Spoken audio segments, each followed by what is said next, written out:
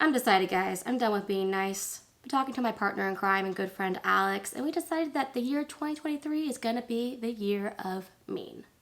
Yeah, you heard that right. No more nice, Lisa. It's time to get mean on YouTube. And in honor of that sentiment, we're gonna do an ode to the mean people of the world. And how to do it right, because there's a right way to be mean.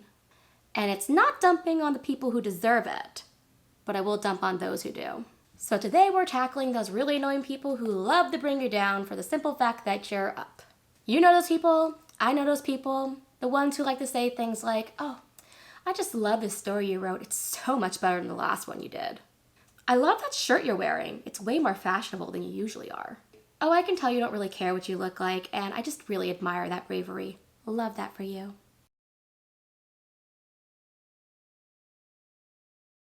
Hi, my name is Lisa. I'm a speech language pathologist, adventurer, aspiring writer, avid goal setter, and goal king. And I'm here to help you learn how to set and accomplish your goals. So if you'd like to learn how to be successful and how to accomplish your goals, or you'd simply like to see how I get along accomplishing my own goals, please like, subscribe, hit the notification bell, and comment down below. Public service announcement. We are still in the cringe phase of content creation, but this is the last video of the cringe phase because we're almost in 2023. But don't worry, we're not going entirely cringe-free, for I am a cringe person in general, so still gonna have a little bit of that. Only I am moving from the beginner level of cringe into the amateur level of cringe. Yes, I will become an amateur YouTuber for 2023, having done this for roughly 6 months once we start in January. We will be entering a new phase of me handing out advice like candy while I'm simultaneously trying to get my own life together. I know, it's a complete and total contradiction. Now back to our regularly scheduled programming. Man, there's just some mean people out there who are always trying to bring you down. Like, you just get one little bit of success, just a taste, and they're right there to punch you in the face. And they'll say things like, wow, just to think, you were begging me for help a year ago. Just completely disregarding and downplaying all the time and effort you put into improving yourself. We don't like those people, but geez, they really do seem to be everywhere. And they also really seem to be in creative circles. You will find them in writers group. You will find them in the YouTube content creation community. And really what it all comes down to is personal insecurities. I know, shocker. Creative people are often starved for attention. I mean, that's why they do things like go on YouTube. They're willing to put themselves on those platforms. They're willing to become actors and actresses and writers because it's all things that's going to give a creative outlet and give them that attention that they're starving for. Like, even if they don't know it, some people will say, well, I just don't want attention. It's like, well, you are putting yourself in a position where you're going to get attention. So you have to be okay with that if you're going to do this. Either that or write under a pseudonym. If you're using a real name, that tells you something there, right? But not every creative person is successful, myself included. And that's not to say I'm not a successful person in general. I mean, I do have a very successful career as a speech pathologist. But that's not the only thing I want in life. I'm also a very creative person. And I would like to be successful at that as well. But along with working towards that success comes this weird idea of scarcity. It's the idea that if you're successful, then that means I can't be successful. People get into their minds that there's just not enough success to go around. The pie is only so big. And instead of helping each other out in a cooperative manner, which would be ideal, they instead go for the little insults and backhanded compliments. Just a general putting down of others starts to begin. It's a competitive atmosphere where really no competition needs to exist. And I could go into about, male competition versus female competition, but really I've seen it all. I've seen men put down other men, women put down other women, and the inverse and reverse and whatever. It happens everywhere. I'm not going to discriminate. And as mentioned, the drive of the unscrupulous and mean people out there seems to come down to, once again, deep-seated insecurities. They're afraid if you're successful, they'll never be successful. Yes, it's really that simple. Of course, the person saying these things will never own up to it. And in fact, they might actually believe what they're saying, or not even realize that they're doing it. And what's worse is that they will likely convince themselves that they're doing you a favor by telling you whatever mean thing they're telling you. And they'll justify it in their heads like, well, I need to be the one to tell them the truth right now. Or else they'll go out into the real world and get crushed even harder. I love that excuse about the real world. People say it all the time, and it's just like, that's 99% of the time when the people said in the real world, that's not what the real world is like. Okay? It's the real world is way more lax than you think it is. But honestly, they will convince themselves of anything to get away with the meanness they have towards someone who doesn't deserve it. And am I talking about myself here as somebody who doesn't deserve this meanness? Only partially, because I know how to handle it, at the very least. You know, it happens to me all the time, and it's just kind of used to it. I'm kind of numb to it. I don't really care. You know, and sometimes I forget it even happens, and people are like, they were so mean to you. I'm like, they were? Oh, I wasn't there, what? But I see it happens to my friends all the time, and it really pisses me off. For example, I have a friend named John. He is a fantastic writer. He is going places. He's not published yet, but he will be. Mark my words, he will be published. And he was sharing one of his stories, which I have read, with one of his college writing groups. And in these kinds of groups, people tend to be a little overly critical, a little pseudo-intellectually minded, typically presenting that they know more than they actually do. I know because I was in a college writers group. And what are you supposed to expect in these situations? You're supposed to expect constructive criticism. But what did John get? Just the most utterly ridiculous projection of insecurities imaginable. John came back to our group of friends, and he was just like, I got this feedback on my story and I just don't understand it. And our friend Sin and I, we took a look at the feedback and we were just on the floor laughing. It was so silly. It was so ridiculous. It had the air and condescension of somebody who was trying to sound like they were being helpful, like to give that presentation of helpfulness. But they were using these like huge flowery words that really did not mean anything. And when people use those kinds of words, it's typically in a way to make you feel stupid. And you can tell it's being used that way because they're typically words that like you could have used a much simpler word for. In a writer's group, you should also know this. The simple word is always better. And if they're using a big word that can be said in an easier way, it's because they're trying to make you feel stupid, because they're trying to make you look up that word. And then you doubt yourself because you're like, wow, if they're using this big word, then maybe they are right.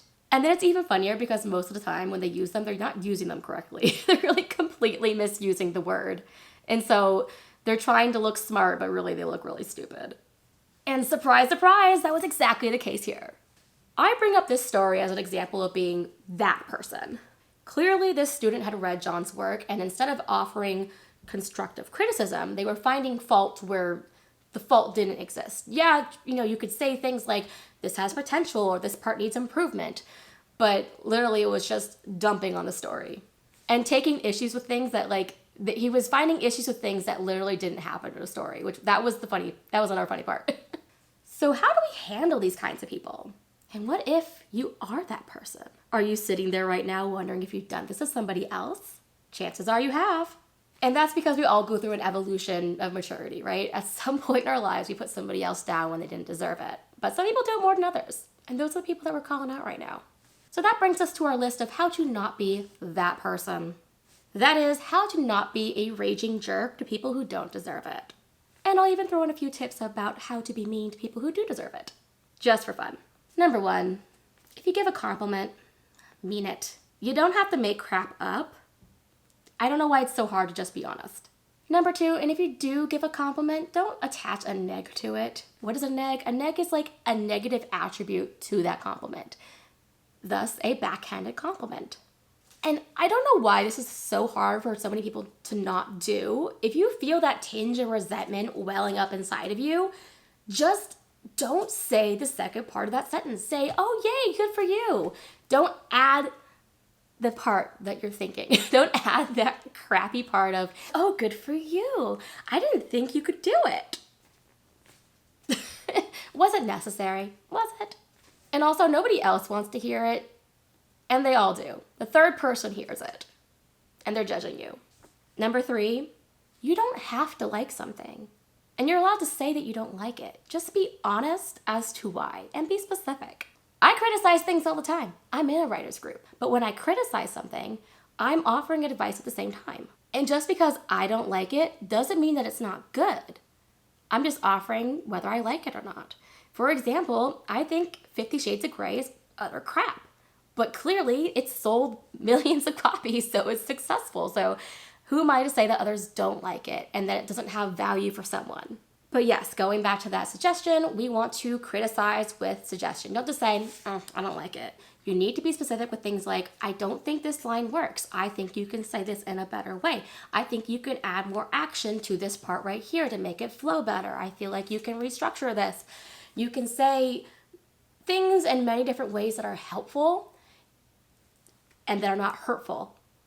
Lastly, number 5, and the last one was number 4, I'm not sure if I said so, but lastly, number 5, take a look at your own insecurities. Deal with them. My God, it's 2022. Millennials, Gen Z, get it together. And for that matter, boomers and Gen X, I'm looking at you too. You guys still haven't gotten over things. Calling out all generations. And just remember, another person succeeding does not mean that you're failing. And understand that you are the arbiter of your own success. And success doesn't come overnight. Do you know how many views I've gotten on this channel in the past week? Like, I don't think, not even 30, okay? Like, hardly any. I am super unsuccessful at this. But am I gonna sit down and pout and blame others and blame YouTube? I do blame YouTube a little bit, but that's for a whole other thing that's established among YouTubers, especially new YouTube channels. But no, I'm gonna keep on going, keep on creating, keep on writing, keep on creating content. The more I make, the more I learn, the better I get. And you know, maybe it won't work out for me, but it won't be because of somebody else. And it won't be because I didn't try.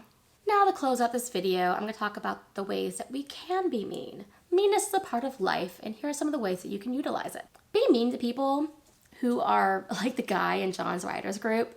Call out people for their projections and insecurities. That crap needs to stop. And another thing, be mean to the people who are mean to you.